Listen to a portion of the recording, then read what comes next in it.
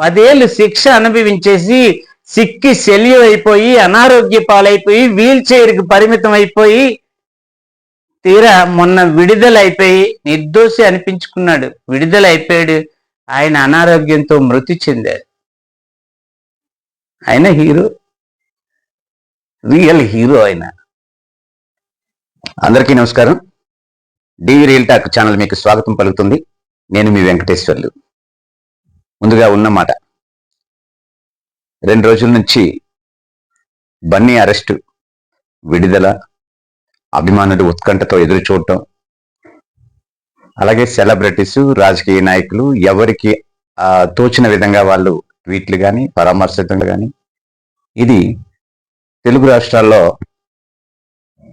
చాలా ఎక్కువగా ఉంది. మొత్తం భారతదేశం మొత్తం మీద కూడా అల్లు అర్జున్ అభిమానుల్లో ఇదే ఉత్కంఠ కొనసాగింది. అయితే అల్లు అర్జున్ ఒక సెన్సేషన్, జాతీయ స్థాయిలో అవార్డు పొందినటువంటి హీరో. పుష్ప 2 ప్రపంచంలో 12,000 థియేటర్లో విడుదలై వసూళ్లలో గతంలో ఉన్నటువంటి రికార్డులన్నింటినీ బ్రేక్ చేసి వచ్చింది. ఈ ఆనందంలో ఉండగా, ఆ జోష్ని పంచుకుంటుండగా అభిమానులలో ఒక్కసారిగా నిరుత్సాహం, ఆవేదన, ఆందోళన ఇవన్నీ ఒక్కసారి కమ్మేశాయి. దీనన్నిటికీ కారణం మనకు తెలుసు. ఒక దుర్ఘటన. హైదరాబాద్ సంధ్యా థియేటర్కి అల్లు అర్జున్ ఎప్పుడు తన సినిమాలతో పాటు తన మామ అంటే చిరంజీవి సినిమాలు కూడా అక్కడే ఎక్కువగా చూస్తుంటాడు. సంధ్యా థియేటర్కే వస్తుంటాడు, చూస్తుంటాడు. 20 ఏళ్ళుగా ఇది అల్లు అర్జున్ నిన్న స్వయంగా మీడియాతో చెప్పినటువంటి విషయం. 20 ఏళ్ళుగా నేను చూస్తున్నాను అదే థియేటర్లో. అలాగే 30 సార్లు ఇంచుమించు ఆ థియేటర్లో సినిమా చూశాను. ఎప్పుడు ఎటువంటి దురదృష్టకరమైన సంఘటన జరగలేదు, కానీ నిన్న జరిగింది అని చెప్పుకొచ్చారు. ఏమిటి ఆ సంఘటన? డిసెంబర్ 4వ తేదీన పుష్ప 2 సినిమా ప్రదర్శనలో అల్లు అర్జున్ వస్తున్నారన్న సంగతి ముందే తెలిసింది. తెలిసి వేలాది మంది గుమిగూడారు. అదే తరుణంలో అల్లు అర్జున్ ఫ్యామిలీతో వచ్చారు. వచ్చినప్పుడు డైరెక్ట్గా కారులోన థియేటర్ వరకు వచ్చి థియేటర్లో సినిమా చూసి వెళ్ళిపోయి ఉంటే సమస్య ఏమీ రాకపోయి ఉండేది. కానీ ఆ కారు పైభాగానికి వచ్చి అభిమానులకి అభివాదం చేయటం, చేతులు ఊపటం, ఇటువంటివి చేయటం వల్ల అభిమానులు ఉత్సాహంతో రెచ్చిపోయారు. మరింత మంది అక్కడికి పోగయ్యారు. ఆ దీంట్లో అతను థియేటర్లోకి వెళ్ళిపోయినప్పుడు, దగ్గరగా రావడానికి ప్రయత్నించినప్పుడు ఈ బౌన్సర్లు ఎవరైతే ఉంటారో ఆయనతో ఉన్నటువంటి సెక్యూరిటీ, ప్రైవేట్ సెక్యూరిటీ సిబ్బంది ఎవరైతే ఉంటారో వాళ్ళు అభిమానుల్ని వెనక్కి నెట్టడం వల్ల సహజంగానే అందులో కొంతమంది కింద పడిపోతారు. లేవగలిగిన వాళ్ళు లెగిస్తారు, లేవలేని వాళ్ళు మిగతా వారి కాలు కింద నలిగి మరణిస్తారు. ఇది తొక్కిసలాట అంటే. ఇలాంటి తొక్కిసలాట జరిగింది. రేవతి అనే ఒక మహిళ ప్రాణాలు కోల్పోయింది. 10 ఏళ్ల కుమారుడు అస్వస్థ పాలై గాయపడినటువంటి శరీరంతో ఆసుపత్రిలో చికిత్స పొందుతున్నారు. ఆ కుటుంబంలో విషాద ఛాయలు అలముకున్నాయి. ఇంతటి విషాదానికి కారణాలు రకరకాలుగా చెబుతున్నారు. ముందుగా మన వీడియోని లైక్ చేయండి, ఇది నా రిక్వెస్ట్. అలాగే మిత్రులకు షేర్ చేయండి, మరి కొంతమంది చూసేదానికి సహకరించండి. ఇంతవరకు ఛానల్ సబ్స్క్రైబ్ చేయకుండా ఎవరైనా ఉంటే దయచేసి సబ్స్క్రైబ్ చేసుకోండి. అలాగే మీ ఉద్దేశాలు, మీ అభిప్రాయాలు, నా వీడియో ఎలా ఉంది అన్నది నాకు తెలిస్తే నేను మరింత మెరుగైన పద్ధతిలో చేయడానికి నాకు అవకాశం ఇవ్వాలి. మీరు కామెంట్ రూపంలో తెలియచేయండి. సరే, విషయాల్లోకి వెళ్తే, కర్ణుడి చావుకి 6గురు కారణం అని చెప్పేసి మనం భారతం గురించి వింటున్నాం. నాచే నీచే వరమడిగిన కుంతి చేత, వాసవు చేతన్ ధర చేత, భార్గవు చేత, నరయంగా కర్ణుడు ఈగిన 6 చేతన్. 6 అంటే 6గురు చేతను కర్ణుడు మరణించాడంట. నేనంటే అక్కడ నా చేతంటే నేనెవరు? ఈ మాటలు అన్నది శ్రీకృష్ణుడు. శ్రీకృష్ణుడు అర్జునుడితో అంటున్నాడు కాబట్టి నా చేతను అంటే కృష్ణుడి చేతను ఒకటి, కృష్ణుడు. నీ చేతను అంటే ఎవరితో మాట్లాడుతున్నాడు? అర్జునుడితో మాట్లాడుతున్నాడు కాబట్టి అర్జునుడు. 2. మూడోది ఎవరు? వరమడిగిన కుంతి చేతను. పాండవుల తల్లి కుంతి కర్ణుడికి కూడా ఆమె తల్లి కాబట్టి వరం అడిగింది ఆమె. ఆ కుంతి కూడా కారణమే. అలాగే వాసవు చేతన్ ఇంద్రుడు పుట్టుకతోనే సహజమైన కవచకుండలాలుండే కర్ణుడికి ఎంతమంది బాణాలు వేసినా శరీరం గాయపడదు. అటువంటిది ఒక పేద బ్రాహ్మణుడి వేషంలో వచ్చి దానం అడుగుతాడు. ఏం కావాలంటే కవచము కుండలాలు తీసి ఇచ్చేస్తాడు ఆయన. అవి అడిగేది అర్జునుడిని కాపాడడం కోసం చేసినటువంటిది. అలా ఇంద్రుడు, అది కాకుండా తర్వాత ధర అంటే భూదేవి చేత, ఆ విధంగా భార్గవుడు అంటే పరశురాముడు, భార్గవ చేత పరశురాముడు. సహజంగా కొంతమందికి తెలిసే ఉంటాయి ఇవన్నీ. అలా పరశురాముడు అతనికి విద్య నేర్పుతున్న సమయంలో అతని తొడ మీద పడుకుంటాడు, కీటకం కాటేస్తుంది, రక్త ప్రవాహం వెళ్ళిపోతుంది. అయితే భరించుకుని కర్ణుడు ఉంటాడు, సద్బ్రాహ్మణ వంశానికి చెందినవాడిని అని చెప్పి అబద్ధం ఆడి కర్ణుడు విద్యలు నేర్చుకుంటాడు. కాబట్టి ఆయన, నువ్వు బ్రాహ్మణుడు అయితే నీకు ఇంత ఓర్పు ఉండదు, ఇంత నువ్వు రక్తపాతం అవుతున్నా సరే భరించుకున్నావు అంటే నువ్వు క్షత్రియుడివే అని చెప్పేసి ఆయన, నువ్వు అబద్ధం ఆడే కాబట్టి నా విద్యలు ఏవి నీకు పనికిరావని అప్పుడు శపిస్తాడు. అదొకటి. అయితే కర్ణుడు కవచకుండలాలు అడిగి ఇంద్రుడు తీసుకుంటాడు, ఇదొకటి. ఇక ఒకసారి నూనె, ఒక బాలిక నూనె నేల పెడితే ఆ నేలలో నూనె తిరిగి పిండాలని ప్రయత్నం చేస్తే భూదేవి శపిస్తుంది, భూమి నేలలో పడినవి తీయకూడదు, అలా తీసావు కాబట్టి, తీయడానికి నువ్వు ప్రయత్నించావు కాబట్టి ఈ కష్టకాలం అప్పుడు నీ రథం నా భూమిలోకి కుంగిపోతుందని చెప్పేసి భూదేవి చెప్పిస్తుంది. అలాగే తర్వాత కుంతి, నీకు 5 ఉంటారు, వెళ్ళిపోమంటారు. 5 అర్జునుడు కావాలంటే కుంతి కోరుకుంటుంది తను. అయితే అర్జునుడి చేతిలో చనిపోవడానికేనే తను ఒప్పుకుంటాడు, కానీ మిత్రధర్మాన్ని తప్పి దుర్యోధను నుంచి ఆయన రమ్మంటే పాండవుల్లోకి రాడైన. భూమిలో కుంగిపోతున్న చక్రాన్ని పైకెత్తుతున్న సమయంలో అతని దగ్గర అస్త్రశస్త్రాలు లేవు కాబట్టి నేను ఇప్పుడు యుద్ధం చెయ్యను అని అర్జునుడు అంటే మోటివేట్ చేసి అర్జునుడి చేత బాణం వేసేలా చేస్తాడు కృష్ణుడు. కాబట్టి కృష్ణుడి చేతను బాణాన్ని సంధిస్తాడు కాబట్టి అర్జునుడి చేత.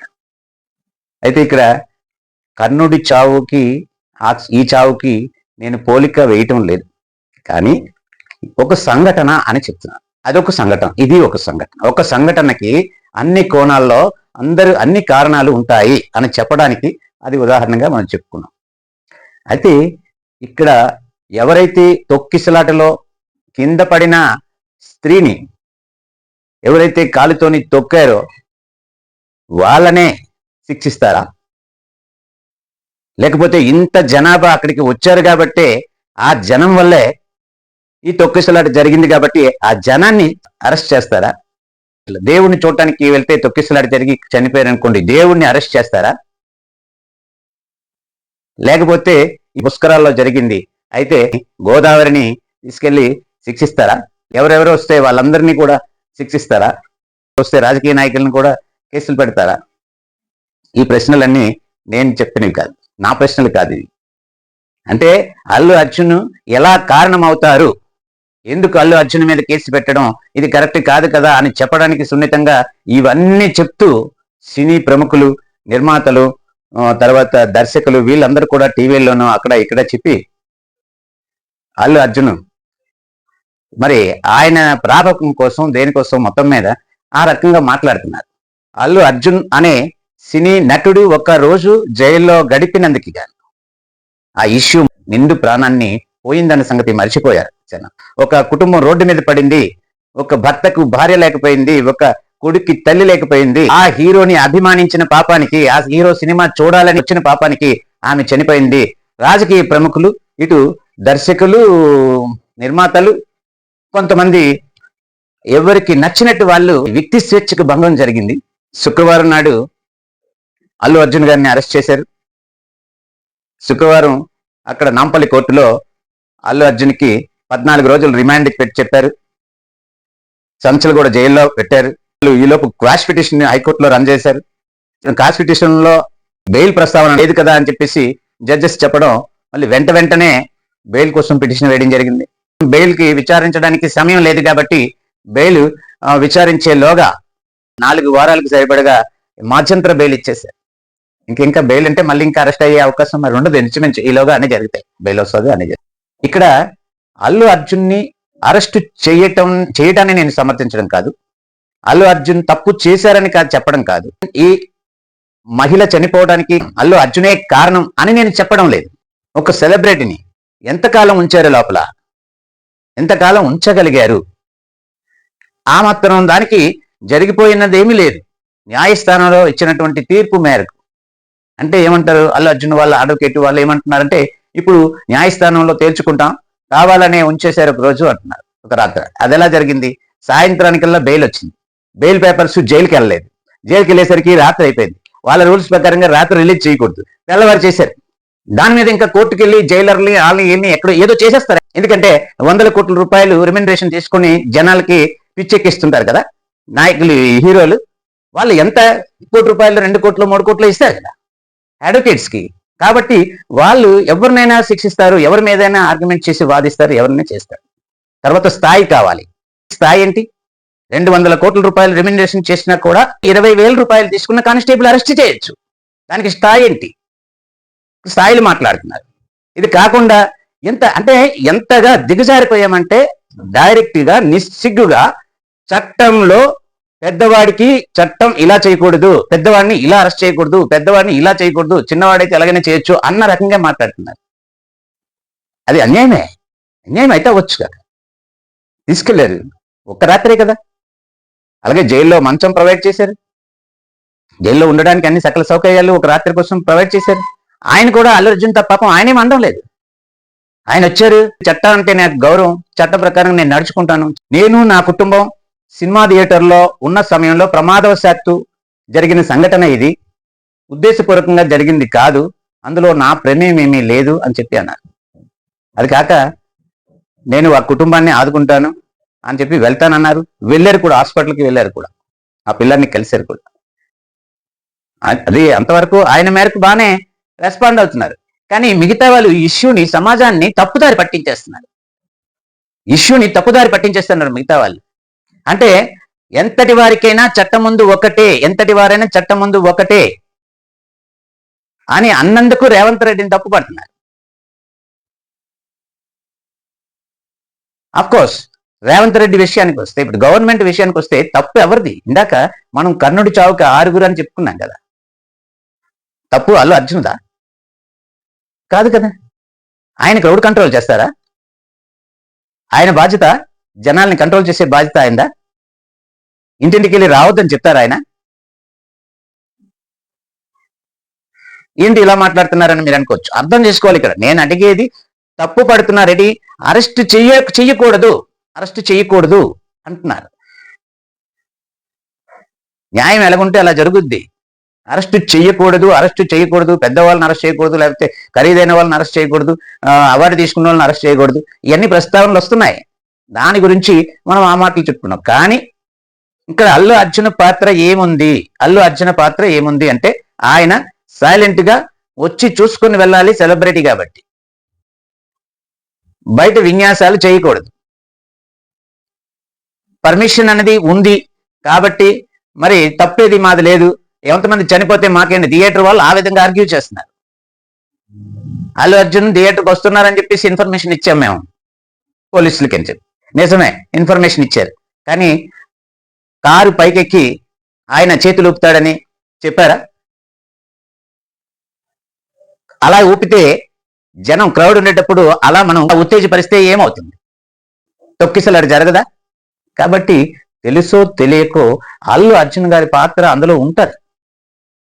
కానీ దాన్ని అదేదో కల్పబుల్ హోమిసైడ్ కింద దాన్ని సృష్టించి, దానికి ఏమైనా కావాలని ఎవరైనా సరే, అంటే చనిపోవడానికి కావలసినటువంటి పరిస్థితుల్ని కల్పించడం అటువంటిది ఏదో ఉంటది, దానికి సంబంధించిన సెక్షన్లు వేయటం అది అన్యాయం. ఇక్కడ ఎవరికి తగిన ఎవరి స్కిన్ వాళ్ళు కాపాడుకుంటున్నారు. ఎవరి సైడ్ నుంచి మా తప్పు లేదు అనిపించుకోవడం కోసం, ఎదుటి వాళ్ళ మీద వేసేయడం కోసం ప్రయత్నాలు జరుగుతున్నాయి. అనూహ్యంగా జరిగింది, ఎవరు ఊహించాలి? ఆయన చెప్పినట్టు 30 సార్లు వచ్చాడు. 30 సార్లు వచ్చినా కూడా ఎప్పుడు జరగలేదు కదా. అయితే ఏదో ఒక రోజు ఇలాంటివి జరుగుతాయి, వాళ్ళు జాగ్రత్త పడాలి. ఎవరి పాత్ర ఏమున్నదని చెప్పడానికి ప్రయత్నిస్తున్నాను నేను. ఒకసారి రాజమండ్రిలో మదర్ తెరిసా విగ్రహం ఆవిష్కరణ కోసం చిరంజీవి గారు బయలుదేరి వెళ్ళబోయారు. ఆయన హోటల్లో ఉన్నారు, వెళ్దాం అనుకునేసరికి ఆయన ప్రైవేట్ సమాచారం ఆయన తెప్పించుకునేసరికి విపరీతమైన క్రౌడ్ వచ్చింది. మనం వెళ్తే ఏమైనా జరగచ్చు అని అంటే ఆయన హోటల్ నుంచి వెనక్కి తిరిగి వెళ్ళిపోయారు. బాధ్యతగా తన కార్యక్రమానికంటే ఇంపార్టెంట్ ఎవరికి సేఫ్టీ కావాలి, ఆ విధంగా ఆలోచించాలి హీరోలు, సెలబ్రిటీస్ వీళ్ళంతా కూడా. కానీ ఈ మధ్య ఫ్యాషన్ ఏమైంది, చాలా మందిలో జనాల్ని ఉర్రు తొలగించాలి, క్రౌడ్ మేనేజ్మెంట్ చేయలేరా? కార్తీక సోమవారం నాడు వెళ్ళి 1,00,000 దీపాలు ఒకసారి ఇవ్వాలి అనుకుంటారు. 1,00,000 మంది పట్టు చీరలు కట్టుకుని మరిన్ని 10 మంది పట్టుకొని ఎవరి చీరకి చెంగుకి దీపం అంటుకోలేదు. క్రౌడ్ మేనేజ్ చేయలేరని కాదు, 1,00,000 2,00,000 మంది మీటింగ్ లో ఉంటే జగన్మోహన్ రెడ్డి ర్యాంప్ వాకింగ్ చేసేస్తున్నారు. అంతమందికి ఎవరికి ఏమీ అవడం లేదు, క్రౌడ్ మేనేజ్మెంట్ చేయలేక కాదు. అదే జగన్మోహన్ రెడ్డి ఒక మైక్ దగ్గరకు వచ్చి మైక్ లో మాట్లాడడం కోసం ఒక 400-500 మందిని మాత్రం టైట్ గా వచ్చి మైక్ మీద పడిపోవడం, ఒకరు బెంచ్ మీద పడిపోవడం, ఆయన మీద పడిపోవడం, పక్కన ఉన్న ఇంకెవరి మీద పడిపోవడం, ఇవన్నీ జరుగుతుంటాయి. కావాలని చేస్తున్నారు, అవి కావాలని. అది ఒక ఈ ట్రెండ్ క్రియేట్ చేస్తున్నారు ఈ మధ్య. దానివల్ల జనాలు చచ్చిపోతున్నారు. అదొక అయితే వాళ్ళు ఏం చేస్తున్నారని మీరు నన్ను అడగొచ్చు. వాళ్ళు ఏం చేయడం కాదు, వాళ్ళ మెసేజ్ ఇస్తున్నారు ఇండైరెక్ట్ గా. ఈ సమాజాన్ని ప్రమాదమైనటువంటి ముళ్ళదారిలో తీసుకెళ్లిపోతున్నారు వీళ్ళు. అయితే క్రౌడ్ మేనేజ్మెంట్ చేయలేక కాదు ఇదంతా. ఆ థియేటర్ వాళ్ళకి, ఆ పుష్ప 2 సినిమాకి పబ్లిసిటీ పీక్స్కి వెళ్ళిపోవాలి. ఆ తలగా పరిస్థితి అక్కడికి రావాలి. కానీ ఇది జరుగుతుందని, దురదృష్టశాత్తు జరుగుతుందని వాళ్ళకి కూడా తెలియదు, ఎవరికి తెలియదు. ఆమెను తీసుకురాగలరా ఎవరైనా? వాళ్ళ కుటుంబాన్ని, ఆ పిల్లాన్ని వాదార్చగలరా ఎవరైనా? వాళ్ళకి జరిగిన అన్యాయాన్ని న్యాయం చేయగలరా? అది అలా ఉంటే ప్రభుత్వ పాత్ర ఏంటి? అసలు ప్రభుత్వం ఇంటెలిజెన్సీ ఏమైంది? మేము మామూలుగా ధర్నాలు, తర్వాత ఎక్కడో రాస్తారోకులు, ర్యాలీలు కవర్ చేయడానికి వెళ్తే ఇంటెలిజెన్సీ వర్గాలు, ఎస్ఐ, సిఐ, కానిస్టేబుల్స్ వాళ్ళందరూ కూడా మా నెంబర్లు వాళ్ళు తీసుకునేవాళ్ళు, జర్నలిస్ట్ నెంబర్లు తీసుకునేవాళ్ళు, వాళ్ళ నెంబర్లు మాకు ఇచ్చేవాళ్ళు. రేపు ఇలా జరుగుతుంది కదా, కలెక్టరేట్ ని దిగ్బంధిస్తామంటుంది, ఎంతమంది రావచ్చు, మీకు ఏమైనా ఐడియా ఉందా అని అడిగేవాళ్ళు. యాక్చువల్ నేను చెప్తే వాళ్ళకేమీ తెలియదు అన్న, ఎంతమందికో చేస్తారు వాళ్ళు. ఇంటెలిజెన్స్ అంటే అదే. అలా అడిగేవారు, తెలుసుకునేవాళ్ళు, ఆ తెలుసుకుని తిరిగి మాకు చెప్పేవాళ్ళు, మీరు కొంచెం జాగ్రత్త అని అనేవాళ్ళు. అవసరమైతే వాళ్ళు మేము ఇచ్చిన సమాచారం వాళ్ళకి ఆ రకంగా ఉపయోగపడి కరెక్ట్ సమాచారం వాళ్ళ ఉంటుంది. మరి అటువంటి ఇంటెలిజెన్స్ వర్గాలు ఏమయ్యేవి, ఎంతమంది వస్తారో వాళ్ళు కరెక్ట్ గా చెప్పగలగాలి. అంతమందికి అక్కడ ఏం ఏర్పాట్లు ఉన్నాయి అని చూడగలగాలి. లేదంటే అక్కడ ఆపే కార్యక్రమాన్ని బిగినింగ్ లోనే ఆయన రాకుండానో ఇక్కడ జరగకుండానో ఆపేయగలగాలి. లేదంటే ఇప్పుడు నిన్న ఉదాహరణకి జైలు నుంచి ఫ్రంట్ డోర్ నుంచి తీసుకురాలి, ఇప్పుడు బ్యాక్ డోర్ నుంచి ఎక్కడి నుంచో తీసుకెళ్లారు. ఎలా తీసుకెళ్లారు, ఎందుకు తీసుకెళ్లారు? ఫ్రంట్ నుంచి ఎందుకు వెళ్ళలేదు అంటే జనాలు ఎక్కువ ఉంటారు కాబట్టి ఇక్కడ ఇంటికి చేరేసరికి టైం పట్టేస్తుంది. లేకపోతే మధ్యలో అభిమానులకి అభివాదాలు చేయాలి. ఇవన్నీ ఎందుకు? చిన్నగా ఇంటికి వెళ్తే అక్కడ పాప ఉన్నది, భార్య ఉన్నది, పిల్లలు ఉన్నారు, వాళ్ళు ఉద్వేగభరితమైన పరిస్థితుల్లో ఉంటారు, భావోద్వేగానికి గురవుతారు, ఇంకా రాలేదంటారు. అందుకని వెనక డోర్ నుంచి వెళ్ళారు. ఎలాగో అలా ఎస్కేప్ అవ్వాలి ప్రమాదాల నుంచి. లేదా ఆయన నేరుగా కారు దిక్కండా ఎవరో కార్లు, ఎవరో 2 కార్లు 3 కార్లు వచ్చాను, ఎందులో ఎవరున్నారో తెలియదు, ఆయనే వచ్చారని గేరిగారండి. వచ్చేటప్పుడు లోపలికి వెళ్ళిపోయిన తర్వాత లోపల ఎలాగా హౌస్ఫుల్ అయిపోతే డోర్లు వేసేస్తారు కదా, థియేటర్లో కూర్చొని చూసి మళ్ళీ వెళ్ళిపోతే అసలు గొడవ జరగదు. థియేటర్ యాజమాన్యం తాలుగా బాధ్యత ఎంత ఉంది? అసలు వాళ్ళు ఏం చేశారు?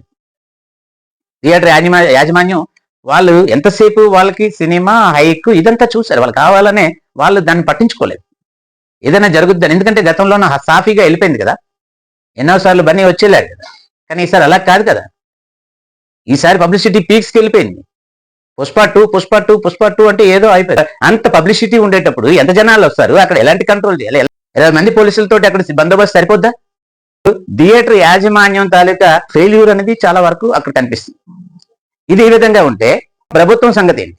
ఇలాంటి కొన్ని అనుమతులు ఇవ్వకూడదు, అవసరమైతే కొన్ని చట్టపరంగా కొన్ని మార్పులు తీసుకురావాలి. సెలబ్రిటీస్ బయటికి వెళితే ఎలా వెళ్ళాలి, చట్టంలో అటువంటి మార్పులు ఏవైనా తీసుకొచ్చి ఇలాంటి సినిమా హీరోలు బయటకు వెళ్ళేటప్పుడు వాళ్ళు ఏ విధంగా ఉండాలి? ఈ టాప్ లేని జీప్ మీద చేతులు ఊపడాలు, ఇలా గాలిలోకి ముద్దులు విసరడాలు ఈ కాదు, అవి ఉండకూడదు. కొన్ని నిషేధిస్తూ అవి కానీ చేస్తే వాళ్ళ మీద సివియర్ యాక్షన్ ఉంటుందని చెప్పి ఆ విధంగా చట్టాల్లో మార్పులు తీసుకురావాలి ప్రభుత్వం అవసరమైతే. అంతేకాని మాకు చిన్నోళ్ళైనా పెద్దోళ్ళైనా సెలబ్రిటీ అయినా సామాన్యుడైనా ఎవరైనా చట్టంగా ఒకటే, మేము ఆ విధంగానే ఉంటాము, మాకు ఈ చిన్న పెద్ద తేడా ఏమీ లేదు, పక్షపాతం ఏమీ లేదు, వాళ్ళు మాకు బంధువులే కానీ బంధువులని చూడము అని ఈ రకమైన సెన్సేషన్ కోసం రేవంత్ రెడ్డి ప్రభుత్వం ప్రయత్నం చేస్తుంది. మనకు అదే కదా హైడ్రా కార్యక్రమంలో దాంట్లోనే తెలుస్తుంది. బన్నీని అరెస్ట్ చేయడం అనేది చాలా తప్పు, నేను దీన్ని తీవ్రంగా ఖండిస్తున్నాను అని జగన్మోహన్ రెడ్డి అంటే బన్నీ ఫ్యాన్స్ అంతా వైసీపీ ఫ్యాన్స్ అవుతారని చెప్పి సీని తాపత్రం. ఇంకా కేటీఆర్ ఎక్కడ? ఈ మహిళ చనిపోవడానికి ప్రభుత్వమే కారణం, బాధ్యత వహించాలి. హీరోని అరెస్ట్ చేయడం కూడా ప్రభుత్వం ఖండిస్తున్నాం తీవ్రంగా. అన్ని ఒక ఎత్తు అయితే అసలు పబ్లిక్ కి తాలూకా పాత్ర ఏంటి? ప్రజలు ఏం చేయాలి? ప్రజలకి ఎవరు హీరోలు? ప్రజలు సినిమా నటులు నటిస్తున్నారు కాబట్టి వాళ్ళ నటన కోణంలోనే వాళ్ళని మనం అభిమానించాలి, ప్రేమించాలి. ఒక నటన కోణంలోనే బాగా నటిస్తే బాగా నటించారని చెప్పాలి. నిజానికి వాళ్ళని మనం ఎక్కడ చూడాలి? మేకప్ లోనే అందంగా ఉంటారు, తెర మీదే అందంగా ఉంటారు, రకరకాలైనటువంటి సెట్లో వేసేటటువంటి వేషం అవన్నీ చేస్తే దాంట్లో హీరో అందంగా ఉంటాడు, అక్కడ చూడాలి. బయట ఏం చూస్తారు మీరు? బయట మేకప్ తీసేసిన తర్వాత మనలాంటి వాడే ఆయన ఏం చూస్తాం? చూసి ఏంటట? మన ఏమైనా ఐడెంటిఫై చేస్తారా? అంత దూరం నుంచి ఆయన ఎక్కడో ఉంటే ఆ జీపు ఆ కారు అవన్నీ పడతాయో లేదో ఎందుకు సెల్ఫీ నొక్కేయడం, ఈలోపు ఫోన్ పడిపోతే కింద కొంగోవడం, పేక మీద నుంచి తోక్కేసి అవడం, వెళ్ళిపోవడం. ఇలా గాల్లో ఇలా ముద్దులు పెట్టేయడం, షేక్ హ్యాండ్ కోసం ఇలా ఇలా ఇలా ఇలా ఎగబడి షేక్ హ్యాండ్ ఇచ్చేయడం. షేక్ హ్యాండ్ ఏంటో, ఆ షేక్ హ్యాండ్కి ఏమొస్తుంది? షేక్ హ్యాండ్ ఇచ్చి ఓ ఫోటో తీసుకోండి. ఇంకొక ఆయన చెప్తారు, నువ్వు ఫోటో తీ, నేను షేక్ హ్యాండ్ ఇస్తానంటే ఈయన షేక్ హ్యాండ్ ఇస్తే ఆయన ఫోటో చేస్తే ఈ ఫోటో అనమాట రేపు పొద్దున గ్రూప్ 1 పేపర్ రాసాక ఆ ఇంటర్వ్యూలో చూపిస్తే ఎడిషనల్ మార్కులు కలుస్తాయి. మరి అది ఇక్కడ ఆ గోల అలా ఉంది, ఆ పిచ్చి అలా జరిగిపోతుంది. నేను అప్పుడు జైలు దగ్గరికి వెళ్ళి డీజిల్ మీద వేసుకొని అన్ని పెట్టుకోవాలనుకుంటాడు. అసలు పెట్టి అలాడికి నిప్పు. కానీ భార్య ఉన్నది, పిల్లలు ఉన్నారు, లేకపోతే ఇంకెవరో ఉన్నారు, ఆటో ఉన్నది, రోజు బతుకుతున్నాడు, ఆటో అవుతున్నట్ట రాజు అనే ఆయనేమో బన్నీని అరెస్ట్ చేసిన జైలు దగ్గరికి వెళ్ళి డీజిల్ మీద పోసుకొని ఇంక నిప్పు పెట్టుకోవడానికి రెడీ అయిపోతున్నాడు. పోలీసులు వెళ్ళకపోతే చచ్చుండదు. ఏమిటి పిచ్చి, ఏంటి వెర్రి? నాకు అర్థం కాదు. ఇలాంటి వాడిని ప్రతి ఒక్కరు కూడా ఇలాంటి దాన్ని ఖండించాలి. ప్రతి ఒక్కరు కూడా నెమ్మదిగా పిల్లలకి కానీ అందరికీ కానీ నెమ్మదిగా మోటివేట్ చేయాలి. వాళ్ళు రియల్ హీరోలు, రీల్లో హీరోలు కానీ నాట్ రియల్ హీరోస్. వాళ్ళు రియల్ హీరోస్ ఉన్నారు. సాయిబాబా గారు, ప్రొఫెసర్ సాయిబాబా గారు ఈ రియల్ హీరోని ఒక్క రోజు బెయిల్ పేపర్స్ లేట్ అయినందువల్ల ఒక్క రోజు ఉంచేసిన దానికే ఇంతమంది సెలబ్రిటీస్, తర్వాత సినీ దర్శకులు, నిర్మాతలు, రాజకీయ నాయకులు తీవ్రంగా ఖండించేస్తున్నారు. ఖండాలుగా ఖండించేశారు ఈరోజు. మరి ఆ real hero Saibaba professor, Delhi యూనివర్సిటీలో ప్రొఫెసర్ గా పనిచేశారు. విద్యావేత్త, సాహితీవేత్త, కవి, దురంధరుడు. ఎంత గొప్ప వ్యక్తి, ఎంత ఎడ్యుకేషన్ క్వాలిఫైడ్ పర్సన్ ఆయన చెయ్యని నేరానికి మావోయిస్టులతో సంబంధం ఉందని చెప్పేసి ఏదో చెప్పి అప్పుడెప్పుడు 2014లో ఆయన జైల్లో పెట్టేశారు. యావజ్జీవి కారాగార శిక్ష పడిపోయింది ఆయన. మరి ఆయన మొన్నను నిర్దోషని, నాగపూర్ కోర్టు నిర్దోషని మళ్ళీ ఆయన్ని విడుదల చేసింది. నిర్దోషి అంటే ఏంటంటే అంత 10 ఏళ్ళు అయిపోయింది. 2014, 2024 10 ఏళ్ళు శిక్ష అనుభవించేసి సిక్కి శల్యం అయిపోయి, అనారోగ్య పాలైపోయి, వీల్ చైర్కి పరిమితం అయిపోయి, తీరా మొన్న విడుదలైపోయి నిర్దోషి అనిపించుకున్నాడు. విడుదలైపోయాడు.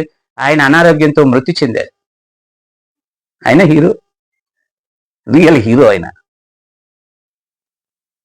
అంతేగాని ఈ రియల్ హీరోలు 200 కోట్ల రూపాయల సినిమాకి తీసుకొచ్చి ప్రభుత్వాల దగ్గర మళ్ళీ అడుక్కొని టికెట్లు పెంచుకొని జనాల మీద రుద్ది విపరీతమైన కలెక్షన్లు పెంచుకొని దాని రికార్డు ఇది బద్దలు కొట్టి దీని రికార్డు అది బ్రేక్ చేసి ఈ రకంగా రికార్డులు బ్రేక్ చేసి డబ్బు పోగు చేసి వీళ్ళ రియల్ హీరోస్. రియల్ హీరోస్ ని మర్చిపోతున్నారు మన పిల్లలు. రియల్ హీరోస్ వెనకాల పడుతున్నారు. కాబట్టి ప్రతి ఒక్కరు కూడా ఈ విషయంలో చాలా జాగ్రత్తగా ఉండాలి. ఇప్పుడు బన్నీని అరెస్ట్ చేయడం అనేది ఇది కర్ణుడి చావుకి కారణాలు. ఎవరినని చేస్తామని కేసే పెట్టకూడదు, అరెస్టే చేయకూడదు అనే స్థాయిలు ఎంచి రకరకాలుగా సినిమా వాళ్ళం, అతిథులం అని చెప్పే సినీ దర్శకులకి వాళ్ళందరి అభిప్రాయాన్ని నేను ఖండిస్తున్నాను. ఈ విషయంలో ప్రతి వాళ్ళు కూడా పిల్లలతో సైతం అందరినీ కూడాను మనం చైతన్యపరచవలసిన అవసరం ఉంది. ఈ రోజుల్లో అంత సినిమా చూడకపోతే ఉండలేని పరిస్థితి ఏం లేదు. చూసినా కూడా ఎప్పుడైనా చూడొచ్చు. అంత క్రౌడ్ లోనే వెళ్ళి ప్రాణాలు తీసుకోవాల్సిన పరిస్థితి అయితే ఏమీ లేదు. మనం అందరి ఒక ప్రభుత్వాన్ని, లేకపోతే నాయకుల్ని, లేకపోతే ఇంకా సినిమా థియేటర్ వాళ్ళని, సినిమా హీరోల్ని అందరినీ తప్పు పట్టే ముందు మనదే తప్పు ఉంది. మనము వెంటబడుతున్నాం, మనము పిచ్చిగా ఎగబడుతున్నాం. ఇది తప్పు అని చెప్పేసి నా అభిప్రాయం నేను వ్యక్తం చేస్తాను. దయచేసి దీని మీద మీ ఒపీనియన్ ఏదైతే ఉంటే కామెంట్ రూపంలో తెలియచేయండి. చివరిదాకా చూసినందుకు ధన్యవాదాలు.